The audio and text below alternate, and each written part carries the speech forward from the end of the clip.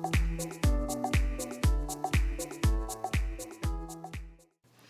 everyone, it's Caitlin and welcome to another video. As you can see by the ingredients on this counter, I am going to be filming a grocery haul for you guys today.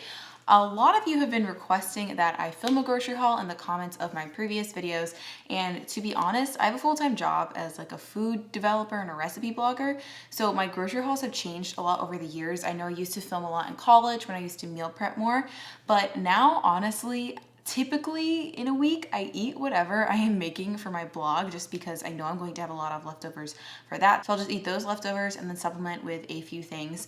But there are some times where I still will cook in the kitchen, but I will say when I do cook in the kitchen, my meals are generally pretty simple just because I'm already spending so much time in the kitchen making other recipes. The ones that I make for myself in my everyday life aren't as fancy. Actually, I think that's a pretty common thing with a lot of recipe developers and chefs. We're just so tired at the end of the day that we can't be bothered and we just throw some vegetables in a bowl. But I actually don't have too many recipes that I have to film for my blog this week, so I thought it would be fun to do a little fall themed grocery haul for you guys. I actually got all this food from a variety of different places because I go to the grocery store so frequently.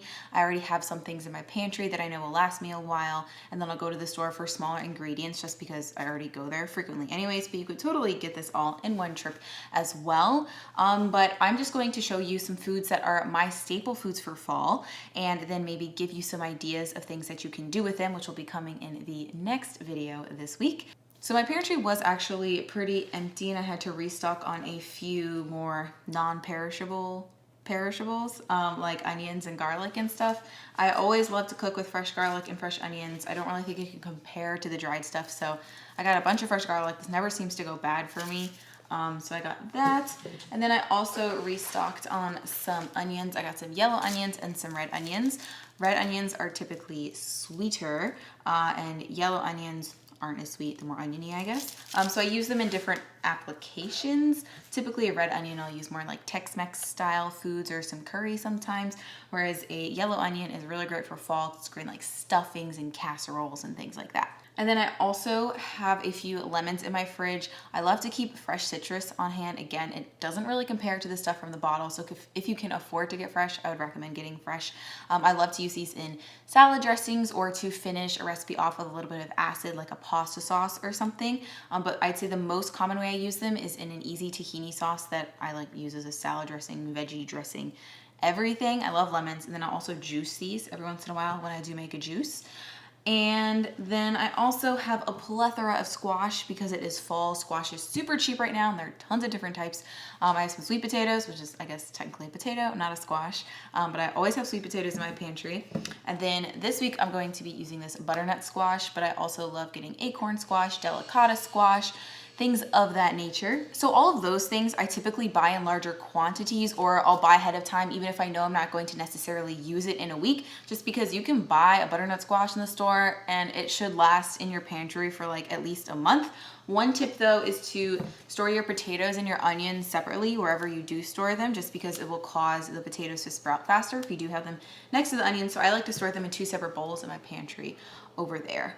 But yeah, so now we'll move on to the more like refrigerated produce. So when I think of fall, I think of like very hearty, cozy foods like squash and things that can still be healthy, but you know, will leave you feeling full and satisfied. We're not gonna be making some like raw vegan zucchini noodles up in here. It's cold, I want a fuzzy sweater, I want some warm food. So I decided to get some mushrooms. I do try to limit my plastic use. As you guys know, I did a zero waste challenge. So I use reusable produce bags for as much as I possibly can. And I try to buy in bulk whenever possible too.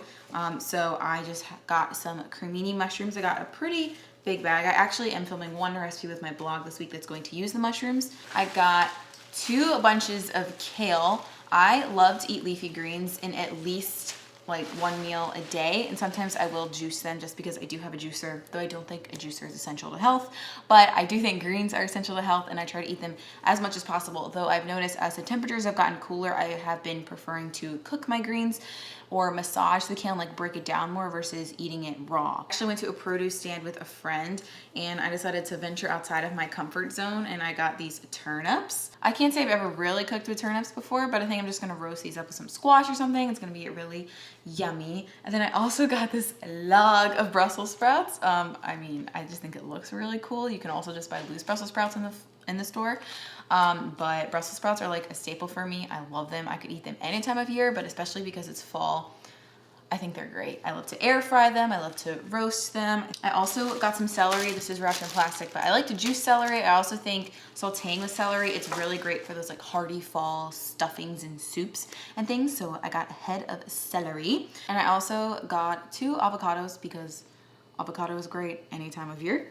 And yes, now let's move on to herbs. So I will say in the past, in my college grocery hauls, I would say I never buy fresh herbs because dried herbs are cheaper and they last longer. And I do think that's true. So if you're on a budget, that makes sense. But I will admit that using fresh herbs does make a difference in the taste. And that's because when the herbs are dry, they actually lose some of the compounds, the flavor compounds that are more like heat sensitive and I guess less stable. That's probably not the most scientifically correct thing, but there is a difference between fresh herbs and dried herbs. So I do like buying fresh herbs when I can. These will last a few, like at least a week or 2 in my fridge. And I do use them a lot in the fall. I think they go with all of these veggies, so that's why I get fresh herbs. So I got some fresh rosemary and some fresh thyme. I would love to grow my own eventually so I can stop buying these plastic clamshells, but it is what it is. And then I also have a little bit of fresh cilantro here. I would say this is probably the fresh herb I buy the most and the most year round.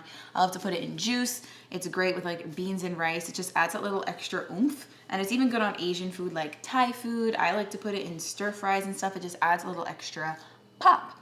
So those are all of the veggies that I got. And then I've noticed recently I haven't been into fruit as much. I've even been eating savory foods for breakfast more, but I did get some seasonal fruits. I got some pomegranates. These are great as a crunchy topping in salads or on like a vegan yogurt bowl, which I have been eating a lot of recently. And then it is apple season, and call me basic, but I just love apples. In college, I was eating like up to 4 apples a day. So I got this giant bag of Honeycrisp apples from produce stand here, and they're all local, and Honeycrisp apples are one of my favorites, but I'll have to say Pink Lady apples are my absolute favorite. And this is all the produce that I got. I know this looks like a lot, and it is for one person, and it honestly will last me longer than a week, but I do eat a very produce heavy diet. I think whole plant foods are the best way to go. They make me feel my best. They make me like look my best, I guess, skin wise, but I just feel like I have the most energy. I'm able to accomplish everything that I want to accomplish.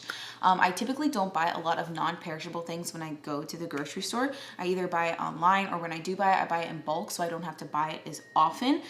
But I actually lied because I did buy 2 non-perishable things from the grocery store this week.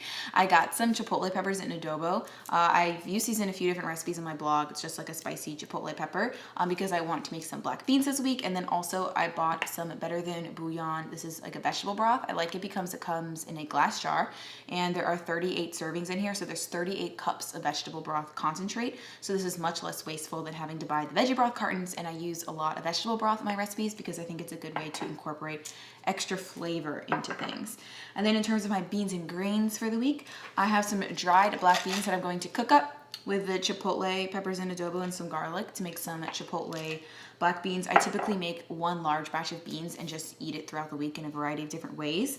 And then I also have some tempeh, which if you've never seen before, it's like fermented whole soybeans. It's in a little pack here, and I'm going to be making my smoky tempeh because I love eating that year round, but I also really like it in the fall.